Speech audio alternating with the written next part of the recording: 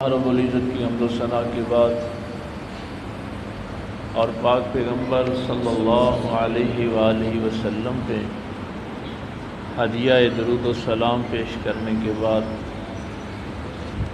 نہایت ہی واجب الاحترام معزز سامعین، بزرگوں، دوستوں، عزیز بھائیوں، اللہ تعالیٰ نے انسان کو اپنی بندگی کے لیے پیدا کیا ہے، اور ہر نبی کا یہی حکم ہے ان اعبدوا اللہ، بندگی صرف اللہ کی کرنی ہے، حکم اللہ کا ماننا ہے۔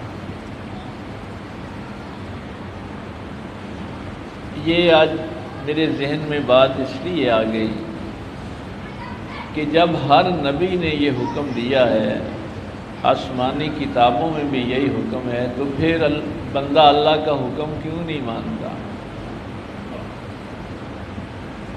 یہ پھر سوال اٹھتا ہے نا کہ باقی تو کوئی مخلوق بھی انکار نہیں کرتی۔ مثلاً سائنس یہ کہتی ہے کہ تقریباً 5 ارب سال یا 6 ارب سال پہلے یہ کائنات بنی، ان کی ایک اپنی کیلکولیشن ہے، لیکن ان 5-6 ارب سالوں میں کبھی سورج نے ایک دن بھی چھٹی کی، کبھی چاند نے ایک دن نافرمانی کی، کبھی ہواؤں نے، موسموں نے کبھی کہا ہو کہ ہم نے اللہ کا حکم نہیں مانا۔ تو جب ساری کائنات اربوں سالوں سے جیسے جیسے اللہ نے حکم دیا ہے وہ مان رہی ہے، تو یہ انسان کیوں نہیں مانتا؟ اس کی وجہ قرآن کریم یہ لکھتا ہے کہ ہم نے انسانوں کو اختیار دیا ہے۔ یہ چونکہ موضوع جو ہے پہلے ہو چکا ہے، امور تشریع اور امور تکوینی کا، کہ انسان کو اگر ہم نے اشرف المخلوقات بنایا ہے تو اس کو اختیار دیا ہے کہ یہ حکم مانے یا نہ مانے، لیکن یہ بتا دیا ہے کہ اگر نہ مانے گا تو تیرا ٹھکانہ جہنم میں ہے، بربادی ہے، ذلت و رسوائی ہے۔ تو انسان کو جب اختیار دیا گیا ہے، ویسے قرآن کریم نے اس معاملے میں فرمایا ہے کہ یہ جلد باز بہت ہے، یہ کہتا ہے کہ سب کچھ میں نے چھیتی چھیتی عرشہ میں، یہ جتنے بھی فساد کرتا ہے نا جلد بازی میں کرتا ہے، جھگڑالو ہے، ظالم اور جاہل کا بھی لفظ انہو کان ظلوما جہولا، یہ ظالم بھی نکلا اور جاہل بھی نکلا۔ تو اب اس دنیا میں دونوں طرح کے انسان رہتے ہیں۔ ایک اختیار تو سب کے پاس ہے، ایک وہ انسان ہے جو اپنا اختیار اللہ کی مرضی کے تابع کر دیتے، ایک وہ ہیں جو اپنے اختیار کو اللہ کی نافرمانی میں استعمال کرتے۔ تو یہ دونوں طرح کے انسان ہیں۔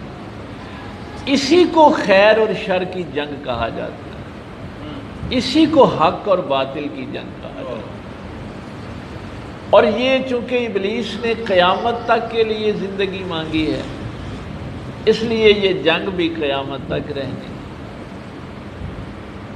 نمرود چلا جائے گا تو فرعون آ جائے گا، فرعون چلا جائے گا تو ابو جہل آ جائے گا، یزید آ جائے گا، تو کسی نہ کسی صورت میں اس نے بھی موجود رہنا ہے۔ تو اب یہاں پہ وہ بات جو میں شاید آپ سے پہلے بھی کسی موقع پہ میں نے کی ہو، کہ پھر اللہ تعالیٰ نے یہ اختیار دے کے انسان کو آزمائش میں ڈالا ہے کہ اس اختیار سے تو اپنے اللہ سے وفا کرتا ہے یا نہیں کرتا، میری وفاداری میرے مالک کے ساتھ۔ تو یہ وفاداری اگر کوئی جانور بھی کر لے تو وہ بھی قابل احترام ہو جاتا ہے۔ یہ فرما برداری اگر کوئی پتھر کر لے تو وہ بھی قابل احترام ہو جاتا ہے، اگر انسان کر لے تو بڑی بات۔ ایک شعر علامہ اقبال کا اکثر پڑھا جاتا ہے کہ قافلہ حجاز میں ایک حسین بھی نہیں، معروف شعر ہے علامہ اقبال کا، کہ یہ جو مسلمانوں کا اس وقت گروہ ہے کروڑوں کی صورت میں ہے، کیا ان میں ایک حسین بھی نہیں ہے؟ یعنی حق کے لیے کھڑے ہونے والا قافلہ حجاز میں ایک حسین بھی نہیں۔ گرچہ تابدار ہیں گیسوئے دجلہ و فرات، کہ ظلم کے دریا تو ویسے بہ رہے ہیں، ظالم تو دن دناتے پھر رہے ہیں اور حسین کوئی نظر نہیں آ رہا۔ تو کبھی کبھی میں اپنے جو خصوصی ملنے والے یا دوست احباب ہیں ان سے یہ کہتا ہوں کہ ظاہر ہے ایک شاعرانہ بات ہے اور اس میں جھنجھوڑا بھی ہے انہوں نے اس قوم کو، لیکن ایسا نہیں ہے۔ اگر یزید جیسے رہنے ہیں تو پھر حسین جیسا بھی کوئی چھوٹا سا حسین ہر دور میں موجود ہوتا ہے۔ یہ نہیں ہوتا بھائی بڑا حسین تو کوئی نہیں بن سکتا، لیکن جب بھی کوئی باطل کی بات کرے گا تو حق کے ساتھ کھڑا ہونے والا کوئی چھوٹا سا حسین ضرور موجود ہوتا ہے۔ اس سے کوئی دور خالی نہیں ہوتا۔ تو اگر خیر اور شر کی، حق اور باطل کی یہ جنگ جاری رہتی ہے، اس کے لیے یہ میں مثال دیا کرتا ہوں کہ واقعہ کربلا کے بعد ایک چھوٹا سا حسین امام اعظم ابو حنیفہ کی صورت میں بھی کھڑا ہو گیا، امام احمد بن حنبل کی صورت میں بھی کھڑا ہو گیا، حضور مجدد الفسانی کی صورت میں بھی کھڑا ہو گیا۔ تو یہ رہتا ہے، ہر دور میں رہتا ہے، اور ہم نے اصل میں اسی چھوٹے سے حسین کو پہچاننا ہے جو اللہ کے لیے اپنی وفاداری کے لیے کھڑا ہوتا ہے۔ اب جب ہم لفظ وفا استعمال کرتے ہیں نا تو پھر وفا کے کچھ آداب ہوتے ہیں۔ وفا ایسی نہیں ہے کہ بس لفظ ہے اور ادا کر دیا گیا۔ قرآن کریم نے صحابہ کاف کا ذکر کیا کہ وہ نوجوان تھے، توحید بچانے کے لیے بادشاہ سجدے کرواتا تھا۔ مجھے امجد صاحب یاد نہیں کرواتے کسی دن، بس انہوں نے نوجوانوں کا ذکر کیا، اما حسبت ان اصحاب الکہف والرقیم کانوا من آیاتنا عجبا۔ تو اگر اس دور میں شرک عروج پہ تھا تو اللہ سے وفا کرنے والے چند ہی صحیح لیکن موجود تو تھے، اور انہوں نے نہیں بادشاہ کو سجدہ کیا، صعوبتیں برداشت کر لیں، تکلیفیں برداشت کر لیں، لیکن قرآن آج سورہ کاف موجود ہے اور ان نوجوانوں کا تذکرہ آج بھی موجود ہے۔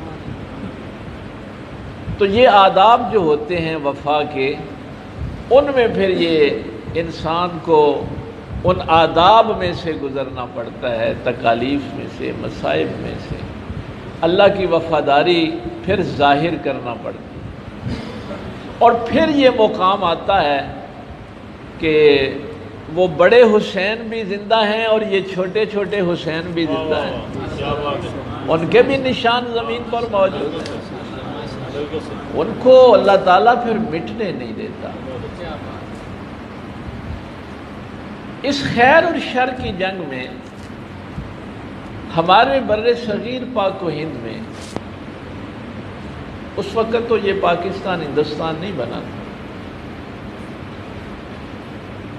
اور مخالف قوتوں نے ایک فتنہ کھڑا کیا۔ یہ چونکہ 7 سپٹمبر گزرا ہے اور ہمیں یہ چیزیں ریکال کرتے رہنا چاہیے، اپنے نوجوانوں تک، دوستوں تک پہنچاتے رہنا چاہیے کہ جب بھی یہ فتنے اٹھتے ہیں تو ان فتنوں کی سرکوبی کے لیے کوئی نہ کوئی حسین موجود ہوتا ہے، جن کی وفاداری اپنے اللہ کے ساتھ ہوتی ہے اور پورے آداب کے ساتھ وہ اللہ سے وفاداری کرتے ہیں۔ 1857 کی جنگ آزادی مسلمانوں نے آخری جنگ لڑی انگریزوں کے خلاف، ہار گئے، شکست کھا گئے، بڑا نقصان ہوا۔ چونکہ آج کل بچوں کا مطالعہ ذرا نہیں ہے تو اس لیے مجھے تھوڑا سا تفصیل سے بات کرنا پڑتی ہے، ورنہ آپ کو پتہ ہے کہ میں اشارہ کر کے آگے گزر جاتا ہوں۔ اس وقت 1857 کی جنگ آزادی کے بعد انہوں نے ایک کمیٹی بنائی کہ چونکہ ہم نے یہ مسلمانوں سے اقتدار لیا ہے تو یہ مسلمان ایک دفعہ تو ہم نے ان کو دبا دیا ہے، ختم کر دیا ہے، لیکن پھر یہ کبھی دوبارہ تو نہیں ہمارے مخالف اٹھیں۔ اس کے لیے انہوں نے ایک کمیٹی بنائی اور مسلمانوں کا ایمان چیک کرنے کے لیے پہلی کتاب دی لائف آف محمد صلی اللہ علیہ وسلم انہوں نے اپنے گستاخ سے لکھوائی، اس میں بہت گستاخیاں لکھی۔ اب دیکھیے یہ بڑی عجیب سی صورتحال ہے کہ نبی پاک صلی اللہ علیہ وسلم کی توہین میں کتاب لکھی گئی۔ یہ راجپال والا غازی علم دین شہید والا واقعہ تو بہت بعد میں ہوا ہے، یہ 1857 کے فوراً بعد ہو گیا تھا، اور اس کتاب کا جواب سر سید احمد خان نے دیا تھا۔ لیکن آج ایسے ایسے بدبخت لوگ بھی آپ کو ملیں گے جو سر سید کے خلاف بھی باتیں کریں۔ تو سر سید احمد خان نے اس کتاب کا جواب دیا۔ پھر علامہ اقبال نے جب یہ آگے سلسلہ شروع ہوا، ہاں وہ بات میرے ذہن، وہ جو کمیٹی انہوں نے بنائی کہ یہ مسلمان پھر تو کبھی نہیں ہمارے مقابلے میں کھڑے ہوں گے، تو اس کمیٹی نے یہ رپورٹ دی، ان کے دانشوروں نے، اہل علم نے، کہ جب تک محمد صلی اللہ علیہ وسلم کی 3 چیزیں موجود ہیں یہ قوم کبھی بھی اٹھ سکتی ہے اور یہ غالب آ جائے گی۔ وہ 3 چیزیں کیا تھیں؟ وہ بعد میں پھر ظاہر ہے وہ چیز اوپن ہو گئی، ان کی کمیٹی کی رپورٹ اوپن ہوئی۔ اس میں انہوں نے کہا کہ جب تک محمد کا قرآن موجود ہے، یہ جو میں بار بار آپ سے کہتا ہوں نا کہ ہر جمعے اگر آپ ایک آیت بھی سیکھ جائیں گے تو کافی ہے، یہ اس وقت انہوں نے کہا تھا جب تک محمد کا قرآن موجود ہے اس وقت تک ہم ان کو شکست نہیں دے سکتے، جب تک محمد کی تلوار موجود ہے ہم ان کو شکست نہیں دے سکتے، اور جب تک محمد کی محبت موجود ہے ہم ان کو شکست نہیں دے سکتے۔ ان کے ذہن میں آج بھی یہی بات ہے کہ یہ قوم جب بھی قرآن کے پیچھے آ جائے گی یہ غالب آ جائے گی، چونکہ قرآن کریم نے یہی لکھا ہے وَأَنْتُمُ الْأَعْلَوْنَ إِن كُنتُم مُؤْمِنِينَ، غالب تم نہیں رہنا ہے، لیکن شرط یہ ہے کہ مومن بن کے رہو، ایمان والے بن کے۔ تو اب اس کے لیے پھر انہوں نے یہ فتنہ جو ہے قادیانی فتنہ یہ کھڑا کیا،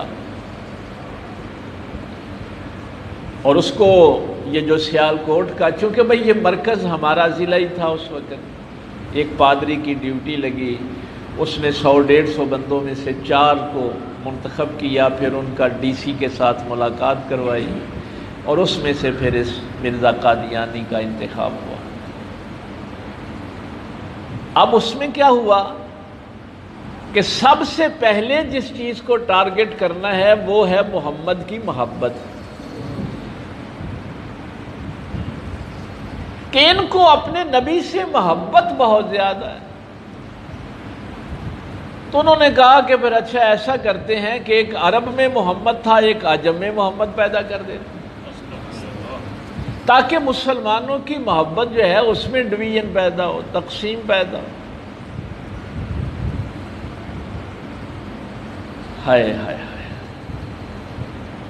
لیکن ان کو کیا پتا کہ یہ دولت سے، پیسے سے، منصب سے، طاقت سے، ان چیزوں سے تو محمد کی محبت کو نہیں چھڑایا جا سکتا۔ میرے پاک پیغمبر صلی اللہ علیہ وسلم کی مخالفت میں انہوں نے یہ سارا کام کیا۔ یہ 1993 میں جو ہمارے سپریم کورٹ نے فیصلہ دیا تھا نا، یہ 7 ستمبر 1974 میں تو ان کو کافر قرار دے دیا گیا۔ میں 1993 کا جو فیصلہ ہے نا سپریم کورٹ کا، اس میں پھر یہ ہمیں جو بات بتائی گئی کہ مرزے، یہ جو جتنے بھی قادیانی ہیں، یہ لا الہ الا اللہ محمد رسول اللہ کلمہ نہیں پڑھ سکتے۔ یہ ہمارے سپریم کورٹ کا فیصلہ ہے، یہ آئینی اور قانونی معاملہ ہے۔ ویسے ایک بات اور بھی تاریخ میں جو لکھی ہے کہ نبی پاک صلی اللہ علیہ وسلم کی حیات مبارکہ میں تقریباً 82 جنگیں ہوئیں کافروں کے ساتھ۔ ان میں غزوات جن میں نبی پاک صلی اللہ علیہ وسلم خود شریک ہوئے، اس میں جگہ 27-28 کا ذکر ملتا ہے، اور کم از کم جو ہے وہ 19 کا ذکر ملتا ہے کہ 19 کم از کم جنگیں ایسی تھیں جس میں حضور خود شریک ہوئے۔ لیکن ان 82 جنگوں میں 259 مسلمان صرف شہید ہوئے، 82 جنگوں، یعنی 82 جنگیں ہوئی ہیں اور مسلمانوں کے شہید ہونے کی تعداد 259 ہے، 259۔ دیکھا محمد کی تلوار ہے، یہ ساری چیزیں ان کے سامنے ہیں۔ لیکن یہ صرف ایک جنگ جو حضرت ابوبکر صدیق نے مسلمہ کذاب کے خلاف لڑی، اس ایک جنگ میں 1200 مسلمان شہید ہوئے، 1200 صحابہ شہید، اور ان میں کثیر تعداد حفاظ کرام کی۔ تو جب بھی ناموس رسالت کا کبھی معاملہ آیا ہے تو اس وقت پھر اہل اسلام نے شہادتوں کی پھر ایک لمبی داستان ہے، 1400 سال سے ہے۔ یہ آپ کو پتہ، یہ نہیں کہنا کہ وہ بھی تو کلمہ ہی پڑھتے ہیں نا۔ ہمارے آج کل یہ بھی بڑی تکلیف ہوتی ہے، اور فلانا بھی تو کلمہ ہی پڑھتا ہے نا۔ ہمارے سپریم کورٹ نے یہ فیصلہ دیا کہ یہ لا الہ الا اللہ محمد الرسول اللہ نہیں پڑھ سکتے۔ کیوں؟ اس بدبخت نے یہ کہا تھا، دیکھیے لاجک اس نے کیسی دی، عام لوگوں کو کیسے اس نے متاثر کیا۔ اس نے کہا نبی پاک صلی اللہ علیہ وسلم رحمت للعالمین ہے، نبوت رحمت ہے، تو یہ کیسے ہو سکتا ہے کہ اللہ تعالیٰ اپنی تمام مخلوقات کو رحمت سے دور کر دے؟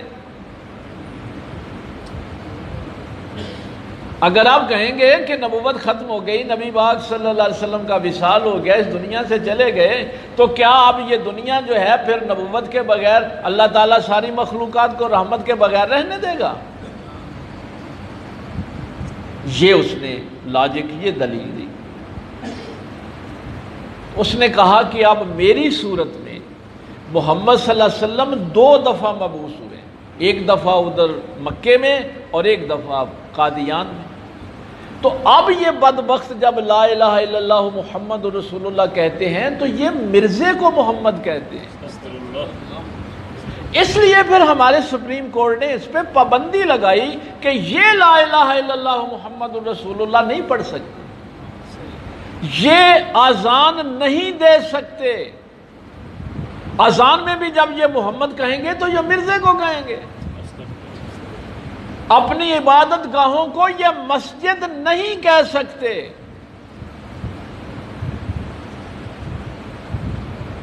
علامہ اقبال چونکہ ان دنوں میں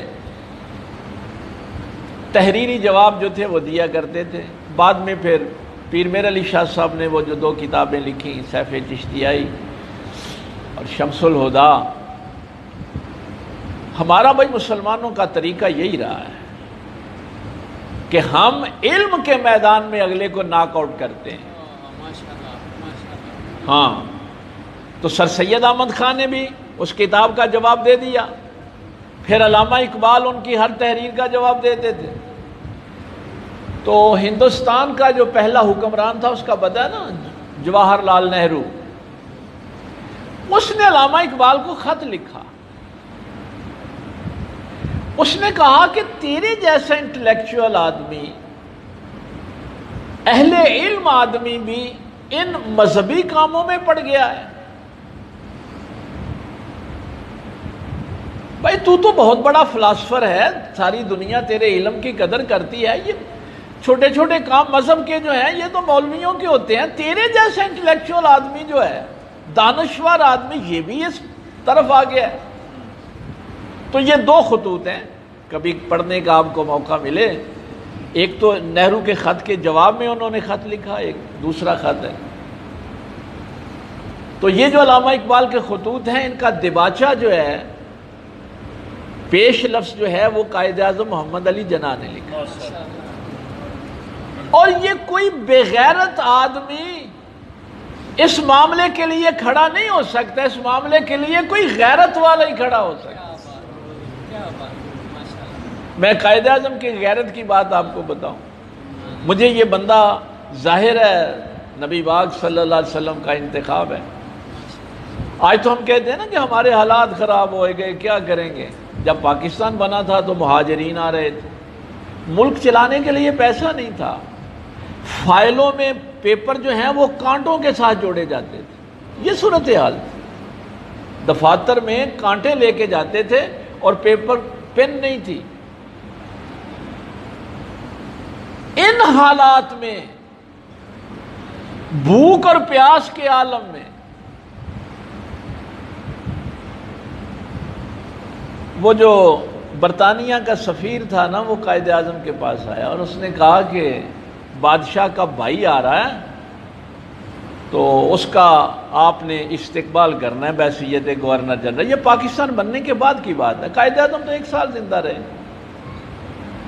تو برطانیہ سے بادشاہ کا بھائی آ رہا ہے، اس کا آپ نے ایئرپورٹ پہ استقبال کرنا ہے اور اس کو پروٹوکول دینا ہے گورنر جنرل نے. تو قائد اعظم نے فوری طور پہ جو برطانیہ کے سفیر کو جواب دیا، تاریخی جواب ہے.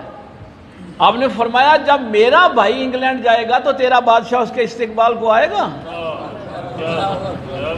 میرے بھائی کا کون استقبال کرے گا؟ تو غیرت والے تو پھر غیرت والے ہوتے ہیں، وہ یہ نہیں دیکھتے ہمارے گھر بھوک ہے، پیاس ہے، کیا ہے. بڑا انتخاب تھا یہ اس لیے لکھا ہے کہ وہ جو خطوط ہیں نا، ان کا پیش لفظ جو لکھا ہے وہ محمد علی جناح نے لکھا. تو علامہ اقبال نے اس میں فرمایا کہ اس میں سب سے جو بڑی بات، یہ سپریم کورٹ نے تو 1993 میں فیصلہ دیا، علامہ اقبال نے اس وقت یہ اشارہ کیا تھا. انہوں نے کہا کہ یہ میرے لیے ضروری اس لیے ہے کہ اگر یہی لوگ باہر کسی عیسائی کو، کسی ہندو کو دعوت دیں کہ ہم بھی مسلمان ہیں، اور وہ کافر ان کا کلمہ پڑھ کے مسلمان ہو جائے کہ میں دائرہ اسلام میں داخل ہو گیا ہوں، تو وہ ایک کفر سے نکل کر دوسرے کفر میں چلا جائے گا. اس لیے ہم یہ تو برداشت نہیں کر سکتے کہ کوئی بندہ ایک کفر سے نکلے اور دوسرے کفر میں چلا جائے. اور اس موقع پہ پھر علامہ اقبال نے فرمایا تھا کہ یہ فاقہ کش موت سے ڈرتا نہیں ہے، روح محمد اس کے بدن سے نکال دو. تو یہ لوگ یہ سوچ رہے ہیں کہ محمد صلی اللہ علیہ وسلم کی محبت اس کے سینے سے نکال دیں. دوسرے خط میں علامہ اقبال نے فرمایا، جو نہرو کو جواب دیا، انہوں نے فرمایا کہ یہ نبوت کا، ختم نبوت کا معاملہ اتنا حساس ہے کہ نبی اللہ کی وحی کا امین ہوتا ہے. ہم اس امانت میں کسی کو خیانت نہیں کرنے دیں گے. اس لیے ہمارے کلمے میں لا الہ الا اللہ محمد الرسول اللہ جو کلمہ ہے، اس میں ایک حرف بھی ماضی کے صیغے کا نہیں ہے۔ یہ کلمہ قیامت تک جب پڑھا جائے گا تو وہ یہی ہوگا محمد الرسول اللہ، محمد اللہ کے رسول ہیں۔ ہم یہ نہیں کسی کو کہنے دیں گے کہ محمد اللہ کے رسول تھے، تو ہم اس وحی کی جو امانت داری ہے اس میں ہم کبھی خیانت نہیں کرنے دیں گے۔ اور دوسری بڑھیا بات، یہ تھوڑی سی مشکل ہو جائے گی، چلو جتنے لوگ سمجھ سکیں۔ انہوں نے نہرو کو جو جواب لکھا خط کا، اس میں دوسری بات یہ بیان فرمائی کہ اللہ کی وحی آتی ہے نبی پہ، اور نبی کو اللہ حکم دیتا ہے کہ ایک سوشو پولیٹیکل سسٹم جو ہے یہ عوام کو دینا ہے، ایک سماجی سیاسی معاشرتی نظام جو ہے وہ دینا ہے ان لوگوں کو۔ تو ہم اپنے نبی کی اس دیے ہوئے نظام کے پابند ہیں۔ جو نبی کے نظام کی مخالفت کرے اسی کو تو ہم کافر کہتے ہیں۔ جو پیغمبر کے دیے ہوئے نظام کی مخالفت کرے اسی کو تو ہم کافر کہتے ہیں۔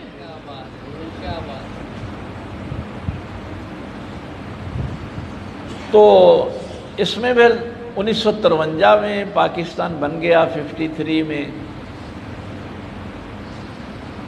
تو اس وقت پھر یہ تحریک اپنے زوروں پہ تھی۔ مولانا عبدالستار خان نیازی رحمۃ اللہ تعالی علیہ، پہلی مارشل لاء اس ملک میں جو لگی تھی وہ ختم نبوت کی وجہ سے لگی تھی۔ 10,000 لوگ اس میں شہید ہوئے تھے، اور یہ جیل کے لوگوں نے بتایا تھا بعد میں جب وہ رہا ہو کے آئے تھے کہ مولانا عبدالستار خان نیازی پر جو تشدد ہوتا تھا جیل میں کہ تم مرزے کی مخالفت چھوڑ دو، قادیانیوں کی مخالفت چھوڑ دو، کہ اتنی دیر تشدد ہوتا تھا جب تک وہ بے ہوش نہیں ہو جاتے تھے ان کو مارا جاتا تھا۔ ایک قیدی نے تو یہاں تک بتایا کہ پھر ان کو برف کی سلوں پہ لٹایا جاتا اور اوپر سے تشدد کیا جاتا، خون رک جاتا تھا، لیکن وہ اپنے اللہ اور اس کے رسول کی وفا کے ساتھ کھڑا رہا۔ اور وہ جملہ جب ان کو سزائے موت سنائی گئی، بعد میں پھر اس کو عدالت نے ختم کر دیا، تو وہ بھی بڑا جملہ انہوں نے جج سے فرمایا تھا کہ تو نے مجھے سزائے موت سنا دی ہے، ہم تو اس راہ میں موت کو فخر سمجھتے ہیں، اعزاز سمجھتے ہیں۔ تو انہوں نے مسکراتے جملہ کہا تھا کہ دیکھ میری گردن کوئی کمزور تو نہیں ہو گئی، جب سے تم نے مجھے جیل میں ڈالا ہے تشدد کرتے ہو، میں کمزور تو نہیں ہوا، طاقتور ہی ہوا ہوں نا۔ تو جج نے کہا اس کا کیا مطلب ہے؟ تو مولانا عبدالستار خان نیازی نے فرمایا اس کا مطلب یہ ہے کہ جو گردن میں نے اللہ کے رسول کی بارگاہ میں پیش کرنی ہے وہ تگڑی کر کے لے کے آیا ہوں۔ نعرہ تکبیر، اللہ اکبر، نعرہ رسالت، یا رسول اللہ، نعرہ حیدری، یا علی، حضور قبلہ عالم، زندہ باد۔ تو یہ ٹارگٹ تینوں ذہن میں رہے ان کے کہ محمد کا قرآن، محمد کی تلوار اور محمد صلی اللہ علیہ وسلم کی محبت، یہ تین چیزیں جو ہیں ان کے قریب ہم نے مسلمانوں کو نہیں جانے دیں، یہ ان کا ٹارگٹ۔ اور پھر یہ 7 ستمبر 1974 میں ایک مجھے دکھ ہوتا ہے، آج سے کچھ 6-7 سال پہلے حضرت صاحب قبلہ کے ساتھ ہی میں فیصل آباد گیا ختم نبوت کانفرنس پہ، تو وہاں بھی میں تقریباً ہر جگہ اس کا ذکر کرتا ہوں۔ آج کل ہوتا پتہ کیا ہے کہ اگر آپ دیوبندی ختم نبوت کانفرنس کروا رہے ہیں تو وہ کہیں گے کہ یہ تو مفتی محمود کا کمال تھا، غلام غوث ہزاروی نے یہ کیا، یوسف بنیری نے یہ کیا۔ بریلویوں کے پاس جائیں گے تو وہ کہیں گے شاہ محمد نورانی جو تھے، ظاہرہ تحریک تو انہوں نے پیش کی، روح رواں تو وہی تھے۔ عبد المصطفیٰ ازہری صاحب جو ہیں ان کا نام لیں گے۔ جماعت اسلامی والے کہیں گے کہ مودودی صاحب کو بھی سزائے موت ہوئی تھی، عبد الستار خان نیازی صاحب کے ساتھ، یہ 4 لوگ تھے جن کو ہوئی۔ اہل حدیثوں کے پاس جائیں گے تو وہ اپنوں کا نام لیں گے۔ لیکن ایک بات یاد رکھنا، یہ تحریک مثلا پیر میر علی شاہ صاحب نے جو بادشاہی مسجد میں مرزے کا چیلنج قبول کیا تھا، اب دیکھیے ہر وقت مدینے میں رہنا بھی ضروری نہیں ہوتا۔ پیر صاحب یہ کہہ کے گئے تھے کہ اب میں نے مدینے، باقی ساری زندگی میں نے مدینے شریف گزارنی ہے۔ یہاں سے وہ اپنا سب کچھ لے گئے تھے۔ پیر میر علی شاہ صاحب ہندوستان چھوڑ کے چلے گئے تھے کہ میں نے باقی زندگی مدینہ شریف میں گزارنی، لیکن اللہ کے نبی صلی اللہ علیہ وسلم نے فرمایا کہ نہیں، فتنہ ہندوستان میں پھیلا ہے، تو نے وہاں جا کے مقابلہ کرنا۔ تو مشن کے لیے مدینہ بھی چھوڑنا پڑے تو یہ بھی حسین کی سنت ہے، چھوڑ دیا جاتا ہے، مدینہ بھی چھوڑ دیا جاتا ہے۔ لیکن اس میں بھی یہ سن 1900 پورا 1900 جو ہے اس میں یہ بادشاہی مسجد میں، لیکن وہ بدبخت پھر سامنے ہی نہ آیا۔ لیکن وہ بھی کامیابی کیوں ہوئی کہ کوئی فرقہ نہیں گیا تھا، امت گئی تھی۔ یہ بات میری ہمیشہ ذہن میں رکھیں۔ خانہ کعبے میں بھی اللہ فرقوں کو نہیں بلاتا، امت کو بلاتا ہے۔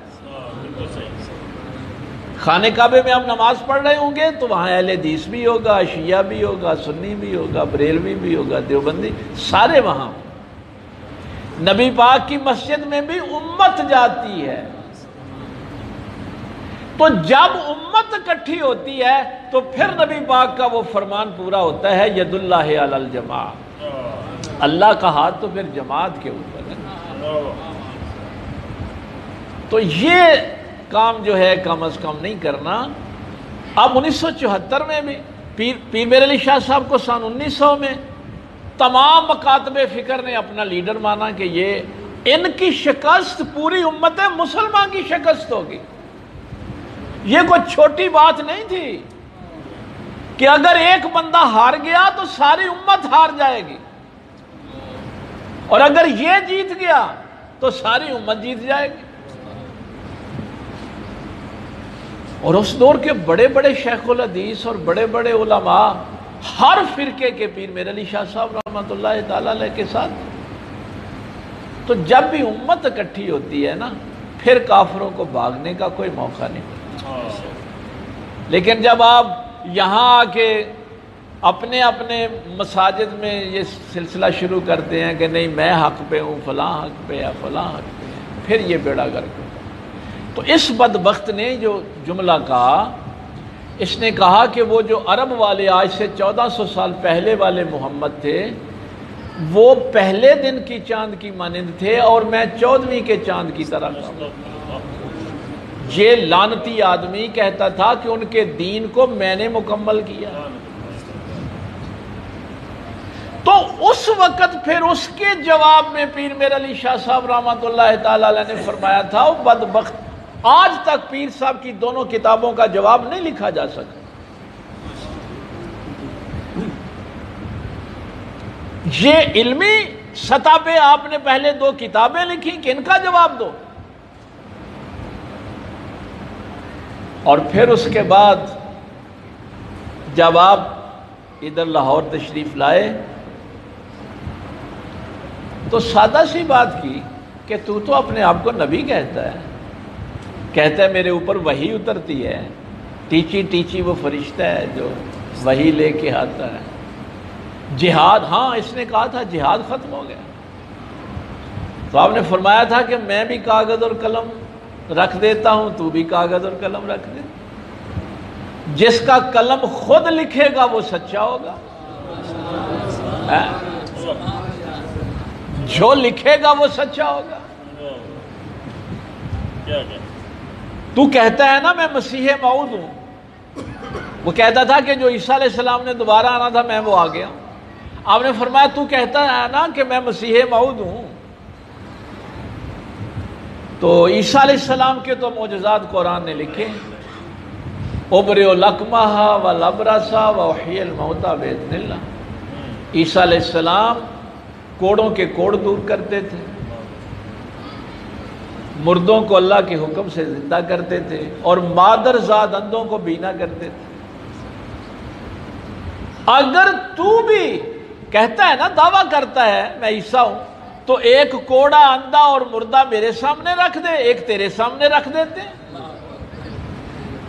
اگر میرے ہاتھ پھیرنے سے شفا ہو جائے تو پھر محمد عربی صلی اللہ علیہ وسلم کو مان لینا، اور اگر تو نے مردہ زندہ کر دیا تو پھر تو عیسیٰ بن جائے گا۔ نہیں آیا تھا، سامنے نہیں آیا تھا۔ جب بھی امت اکٹھی ہوتی تو اس وقت پھر اللہ تعالیٰ کی رحمت جو ہے اس کا سایہ اس امت پر ہوتا۔ یقین جانیے اگر یہ لوگ قربانیاں نہ دیں، اللہ کے ساتھ اور پاک پیغمبر صلی اللہ علیہ وسلم کے ساتھ وفا کا معاملہ نہ کریں، تو ہمارے لیے تو پھر راہ ہدایت۔ اچھا، میں یہ جو بڑا شرک کرتے ہیں نا، میں پرسوں چوتھ بھی ایک وہ تفسیر پڑھ رہا تھا دیوبندیوں کی لکھی ہوئی، تو فلاں جگہ جاتے ہو شرک کرتے ہو، فلاں جگہ جاتے ہو شرک کرتے ہو، درباروں کو پوچھتے ہو، یا رسول اللہ کہتے ہو، یا رسول اللہ مدد کہتے ہو، پتہ نہیں کیا کچھ لکھتے۔ تو جب وہ آیت میں آیا نا، وَمَن يُعَظِّمْ شَعَائِرَ اللَّهِ فَإِنَّهَا مِن تَقْوَى الْقُلُوبِ، اللہ فرماتا ہے جو اللہ کی نشانیوں کی عزت کرتے ہیں وہ دل کے متقی ہیں۔ اچھا، تو اس دیوبندی نے پتہ وہاں جو ہمیں فلاں شرک، اس کی تفسیر میرے پاس موجود ہے اگر کسی نے دیکھنی ہو، تو آگے یہ جملہ لکھتا ہے کہ اللہ کی نشانیوں کی عزت کرنا اصل میں توحید پرستی ہے، شرک نہیں ہے۔ میں نے کہا بے وقوف، ہم بھی تو یہی کہتے ہیں نا کہ اللہ والوں کی عزت اصل میں اللہ ہی کی عزت ہے۔ یہ قرآن کہہ رہا ہے نا، یہ میری تمہاری بات تو نہیں، کہ جو اللہ کے ساتھ وفادار ہوتے ہیں ان کی جب تم عزت کرتے ہو تو اصل میں اللہ ہی کی عزت کرتے ہو۔ یہ توحید پرستی ہے، یہ شرک نہیں ہے۔ تو اس کے بعد پھر یہ آج تک سلسلہ یہ چلتا رہتا ہے، کبھی کبھی یہ آوازیں اٹھتی رہتی ہیں،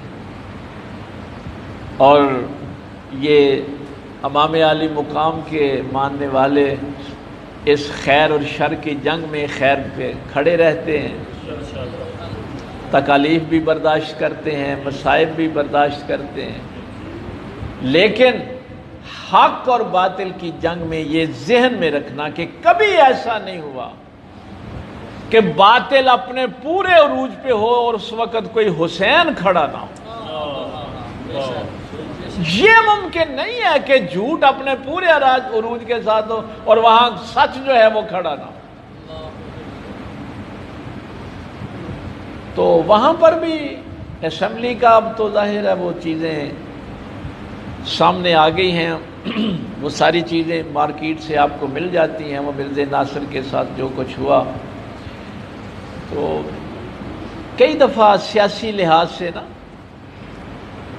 کچھ لوگ بھٹو کو برا کہتے ہیں، دوسرے تیسرے کو، لیکن میں مسجد میں بیٹھا ہوں، یقین جانیے میں جن لوگوں نے اس اسمبلی میں قادیانیوں کو کافر قرار دلوانے کے لیے کوشش کی، میں ان سب ممبروں کا احترام کرتا ہوں، میں ان سب کی عزت کرتا ہوں، اور میں سمجھتا ہوں کہ بھٹو کے دور میں یہ جو کام ہوا، وہ خود بھی کہا کرتا، جس دن اس نے سائن پہ دستخط کیے تھے نا، یہ کوئی چھوٹی بات نہیں تھی، اس نے کہا مجھے پتا ہے میں موت پہ دستخط کروں۔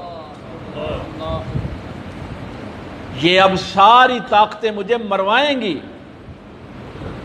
اس نے کہا مجھے پتہ ہے میں اپنی موت پہ دستخط کر رہا ہوں. اور جس دن اس کو تختہ دار پہ لٹکانے کے لیے لا رہے تھے اس دن بھی یہی بات ہوئی. اس نے کہا مجھے پتہ ہے میرا اصل قصور کیا ہے، لیکن اللہ غنی، وہ جملہ اس نے کہا کہ میں بہت گناہ گار ہوں لیکن یہ ایک نیکی میری بخشش کا ذریعہ ہے. یہ ایک نیکی جو ہے. تو ہم تو ان تمام مجاہدین کا، وہ دیوبندیوں سے ہوں، وہ اہل حدیثوں سے ہوں، وہ اہل تشیع سے ہوں، جو بھی کوئی میرے نبی کی ناموس کے لیے کام کرتا ہے ہمارے لیے قابل عزت. اور کبھی بھی ہم یہ بات ہمیشہ میری ذہن میں رکھنا، میں ان باتوں سے اس لیے آپ کو آگاہ کرتا رہتا ہوں. میں ادھر جب یوٹیوب پہ میری وہ تقریر موجود ہے، جب میں لال مسجد میں ختم نبوت کانفرنس پہ گیا تھا، اہل حدیثوں کی مسجد ہے، تو میں نے وہاں مقتدیوں سے بھی یہ کہا تھا کہ آج ہم ختم نبوت کے معاملے میں سارے مسالے کے لوگ یہاں اکٹھے ہیں نا، آپ میں سے کئی لوگ وہاں موجود تھے.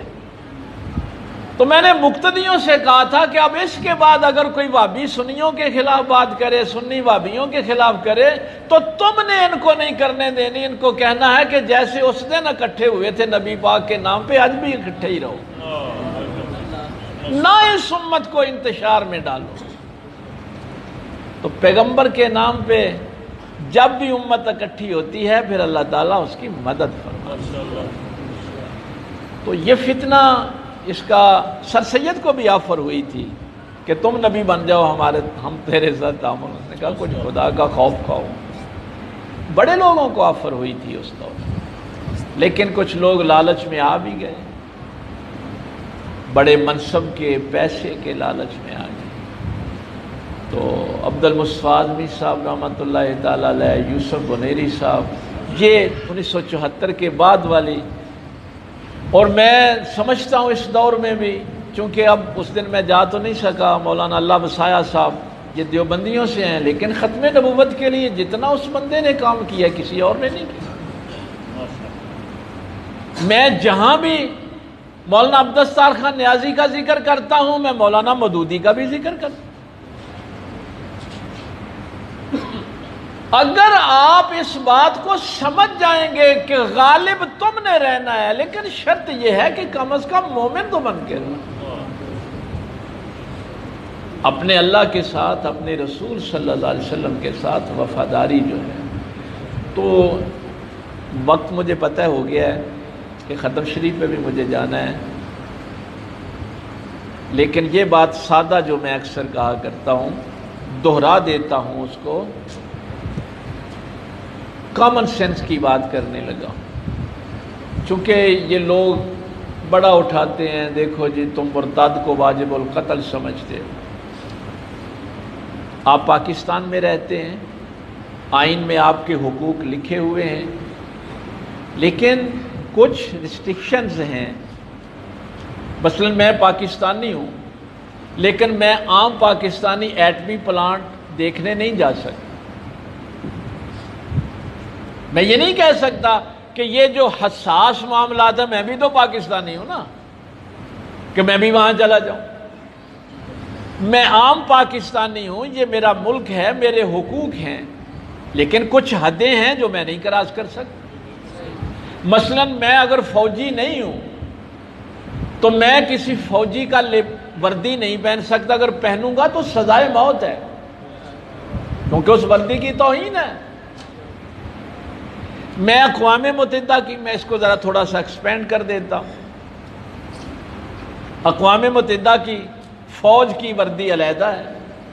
اگر میں وہ وردی پہن لوں تو پھر اقوام عالم مجھے اس وردی کی توہین میں سزائے موت دے دیں گے. یہ ہر ملک کے قوانین ہیں اور پوری دنیا کے قوانین ہیں کہ جو بھی کوئی کسی ملک کی وردی کے ساتھ غداری کرے گا اس کو سزائے موت دے دی جائے گی، چاہے وہ اس ملک کا ہو یا کسی غیر ملک کا ہو. تو ختم نبوت کی تو وردی ہی ایک ہے. ختم نبوت کی یہ تو مسجد اقصی میں بھی نبی پاک صلی اللہ علیہ وسلم نے جب انبیاء کو خطاب کیا تھا تو اس میں بھی یہی کہا تھا کافۃ للناس بشیرا ونذیرا۔ اب قیامت تک میں ہی کافی، اب انسانوں کے لیے میں ہی کافی، میں ہی بشیر و نذیر کافی، اب کسی اور کی ضرورت نہیں ہے۔ اس لیے اس کلمے نے قیامت تک رہنا ہے، اور قیامت تک اس کا ترجمہ یہی رہنا ہے کہ محمد اللہ کے رسول ہیں۔ تھا کا لفظ نہیں آ سکتا۔ کبھی موقع ملا تو یہ ایک پورا موضوع ہے، پورا موضوع ہے کہ میرے تمہارے لیے چیزیں وہ اہم ہیں جو شعوری ہوں، لیکن محمد الرسول اللہ کی رحمت وہاں تک ہے جہاں شعور بھی کام نہیں کرتا۔ لا شعور کی آخری منزلوں تک رحمت مصطفیٰ ہے۔ وہ 1 گھنٹے کا بچہ جس کو آپ یہ نہیں کہتے کہ بیٹا دودھ نہیں پینا، 1 گھنٹے کا جو بچہ پیدا ہوا ہے، آدھے گھنٹے کا، اس کو آپ لیکچر دیتے ہیں، کوئی باتیں سمجھاتے ہیں، کہتے ہیں کہ یہ لاشعور کی اس منزل پہ ہے کہ ہم اس کو کچھ سمجھا نہیں سکتے۔ لیکن میرے دین نے یہ کہا کہ جب وہ آدھے گھنٹے کا بچہ کچھ بات نہیں سمجھتا، اس کے کان میں آذان کہو، وہ اللہ کو بھی جانتا ہے، وہ محمد کو بھی جانتا ہے۔